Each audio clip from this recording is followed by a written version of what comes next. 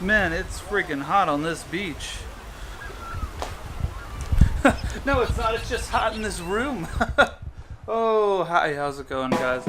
So my move is complete. I'm in the new place now, but, you know, I'm still kind of working on getting my life together. There's boxes. There's some. There's a few. It's not that bad. It's really bad. But hey, listen, the things that matter are here. Like, the computer's hooked up. And the coffee's out.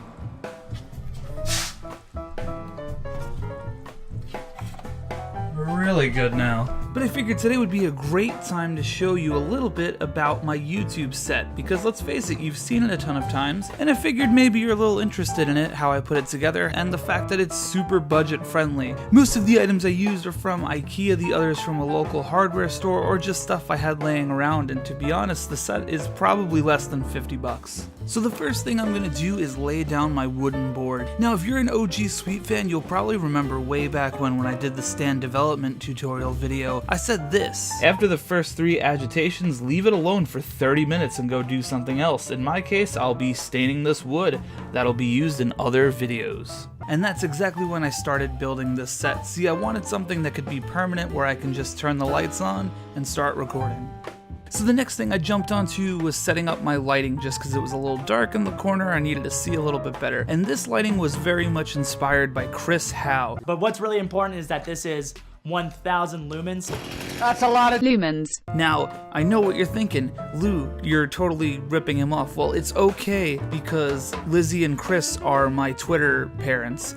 This is confirmed in the extended Sweet Lou Photography universe, so I'm not making that up. It's totally okay. So these items are from IKEA. I'm gonna pop the names up on the screen right now if you're interested in getting them. Now, the reason we're using this paper lantern is because it's nice and diffused, it's soft light, and it's bright enough to really do a lot for the scenes. So this is my fill light here. It's filling in a lot of the area, and we'll see the key light in a second. But first we're gonna add in the light for style. This is more of a backlight in this setup. It's called the Natio. It's only 20 lumens, which honestly the light's more stylized. It's more there for show. I'm just gonna plug it into this little ceramic base that I got in the city. This was $5 and you can just screw the light right into it. Alright, so the next thing we're going to add in is the black background. Now initially I thought about using fabric, but with the wrinkles and fixing it to the walls, I kind of never really bothered with that, and instead I went for this, which is foam core. Now you can get this for less than $5 at teaching supply stores or craft stores, wherever the case may be, and these are great because it gives you that nice black background, but on the flip side, they also have white, so you can use them as reflectors on set if you need to. Honestly, these are so cheap, I feel like every filmmaker should have a couple of them just laying around in case you need them. So I'll just kind of lean them up against the walls, nothing too crazy, and there's my black background.